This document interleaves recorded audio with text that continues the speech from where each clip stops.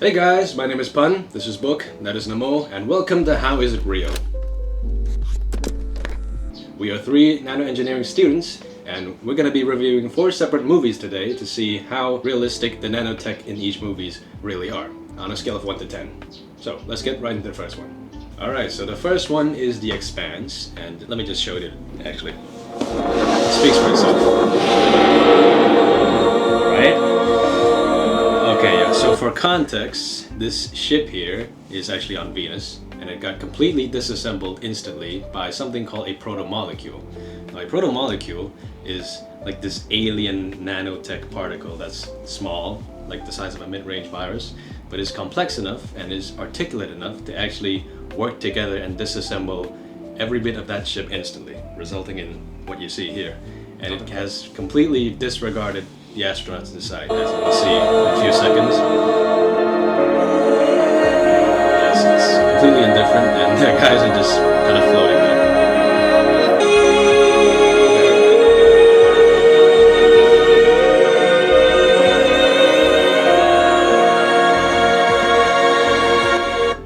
Alright, now in the actual series, the protomolecule works kind of like a virus. So it takes over its biological host. It takes its biomass to replicate more of itself. Now that's completely realistic. Viruses do that all the time.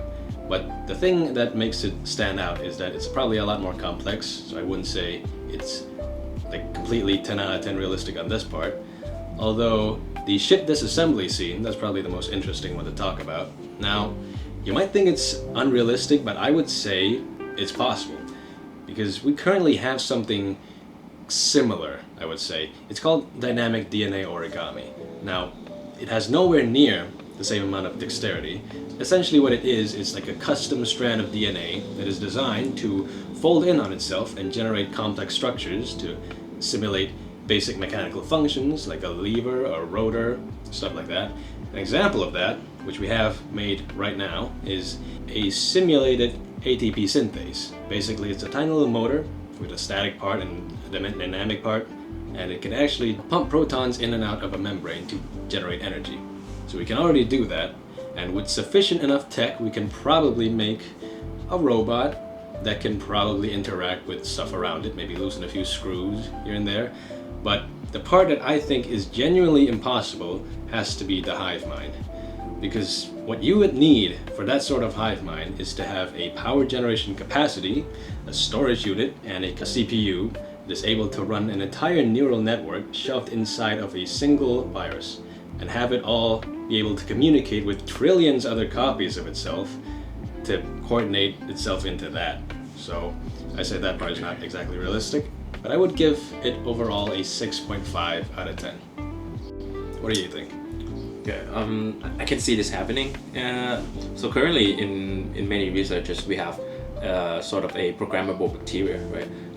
It will be put in something called bioreactor. We condition the bacteria inside with some kind of stimuli, right? So it behaved a certain way or it excreted a certain chemicals. I would say that in the future there could be some sort of a technology that apply the principle of something like that, and then but probably not like this far. Like I mean, this one is a little bit excessive, right? But I mean, I can see where they're coming from based on the technology that they reference. I can see the applications pretty well, so I'm saying like 6 as well. For me, in terms of like the micro scale, I think the virus have a capability to do that for sure, as you said. But Yep. yeah, but I'm not sure about that the hive mind.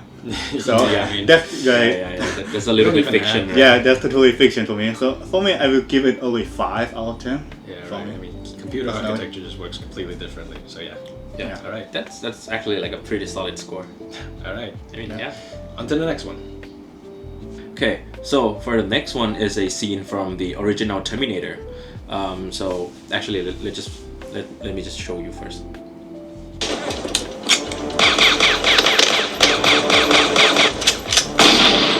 Okay. Terminator? Yeah, Terminator. Terminator. So a little bit of a context here. So in this scene, the T-800 Terminator, which is Arnold Schwarzenegger, is is trying to protect the boy, who is actually, I think his name is Sam. Not Sam, right?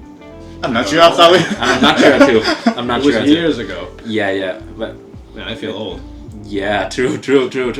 Probably not Sam, but okay. So the scene that he tries to protect the boy, that Skynet actually sent a assassin for just to kill the boy, right? And the assassin is a Terminator as well, but he is a model T1000, which is a little bit newer, a little bit more equipped with technology.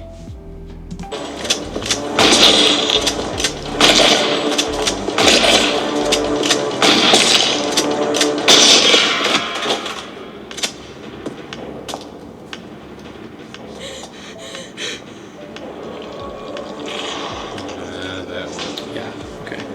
So this is called a self-healing metal.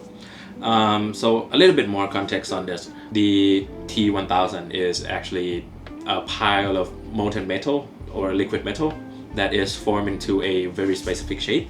And as you can see from the scene, that when it is deformed, in this scene it's shot, and then it can be recovered into the first form or its original shapes. So in this phenomena, we call it self-healing metal. It actually happens, it actually exists in some of the metal that we found on Earth, like copper or platinum. But the phenomena can occur under very specific conditions, such as vacuum, so it doesn't have any air or oxygen molecules to oxidize the surface of the metal.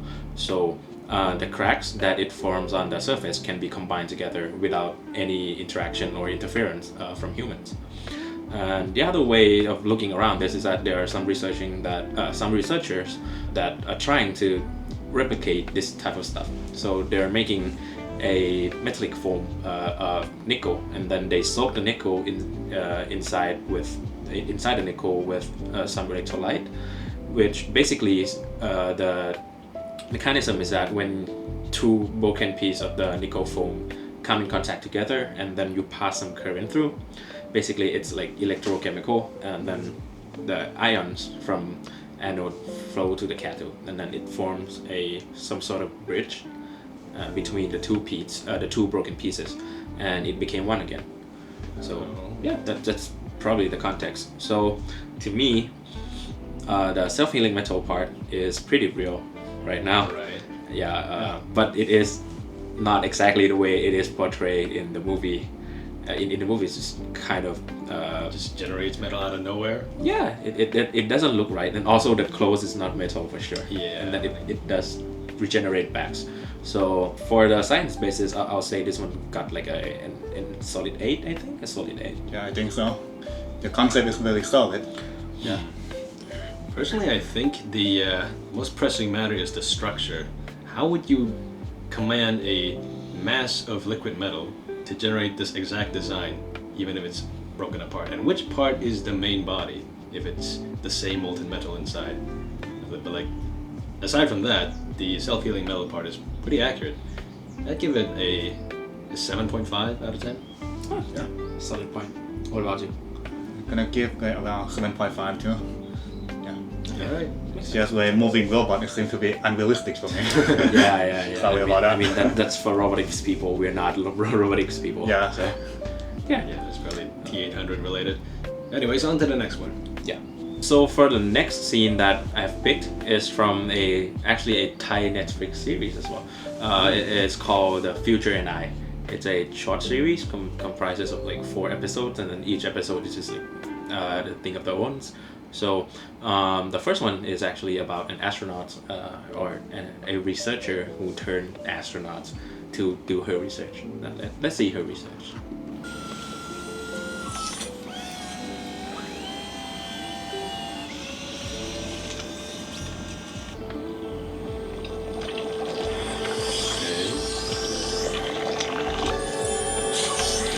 I like that.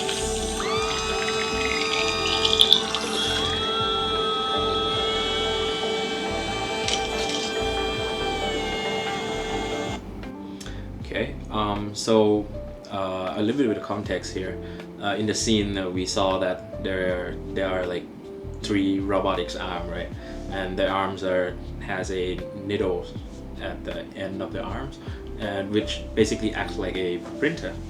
So it is 3D printing. So the concept of this technology is called 3D printing, or more generally known as bioprinting.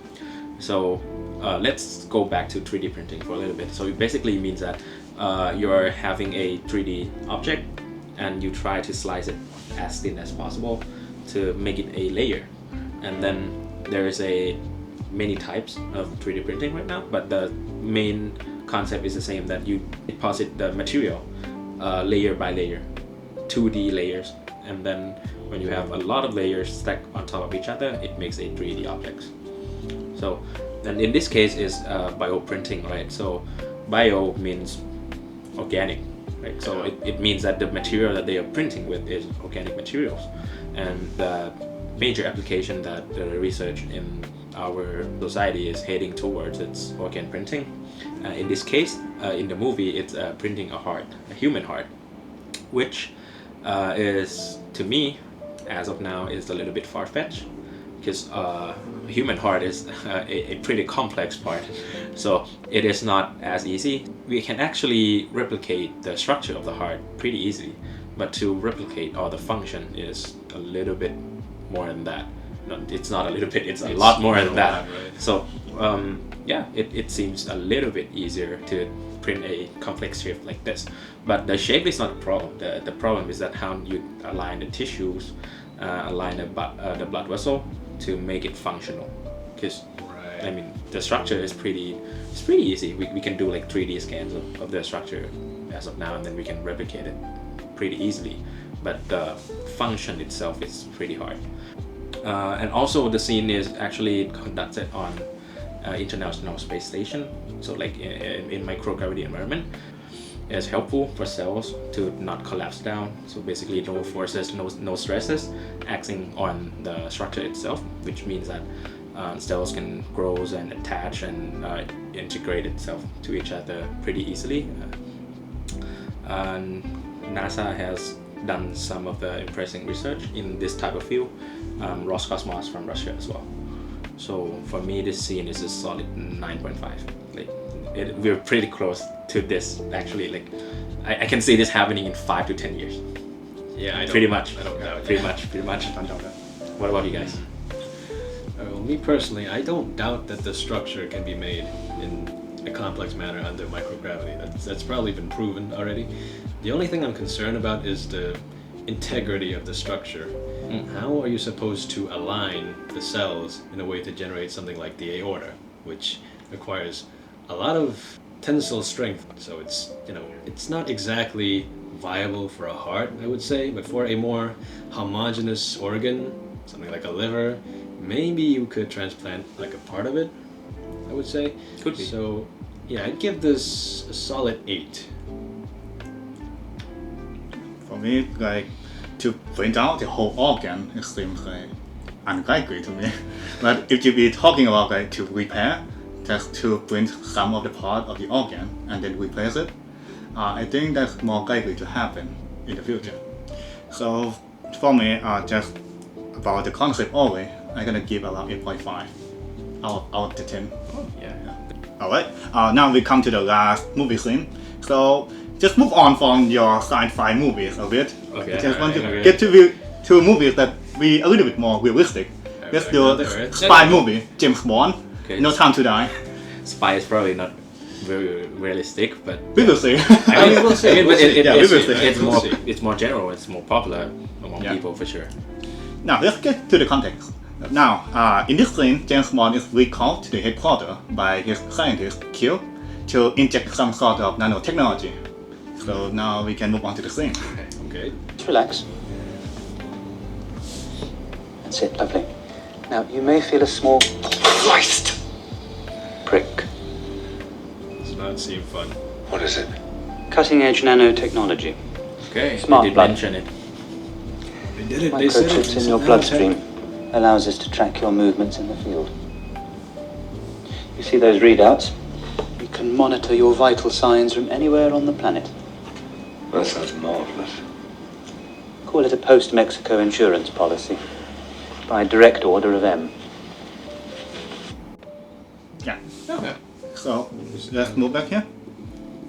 So the context here is his scientists inject some sort of nanoparticles called smart blood, and there are two functions. The first one is to censoring all the vital signs such as the glucose or the level of dopamine or the bond level, so he can see his condition real time.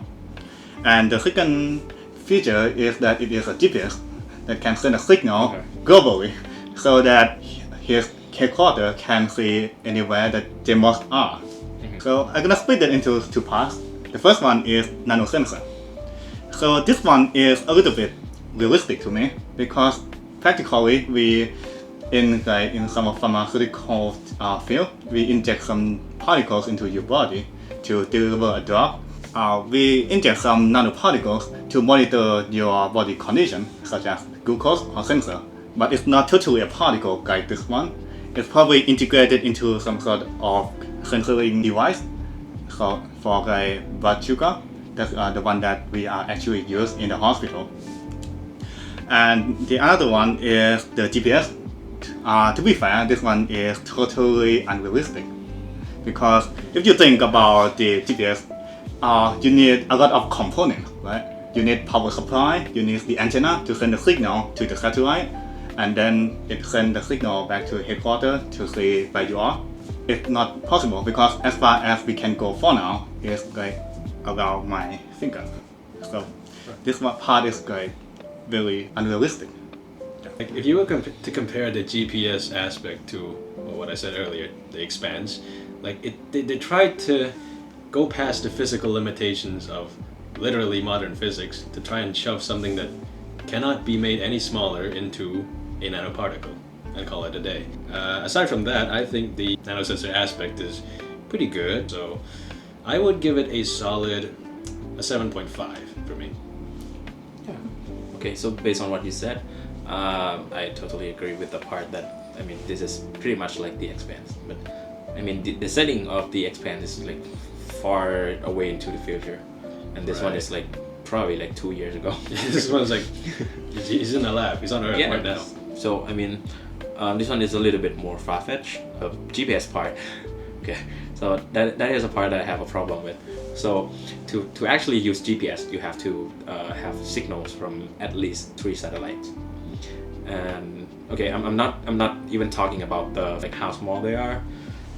Just the radiation from signal alone could kill Bond in like maybe 2 days. Right.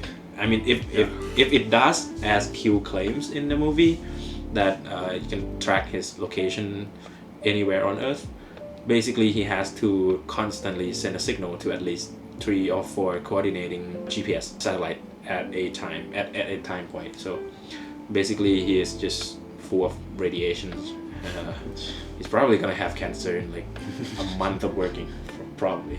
So they get acute radiation poisoning and die. Yeah, so it doesn't really make sense. I mean, making GPS that small could be done in 1 day.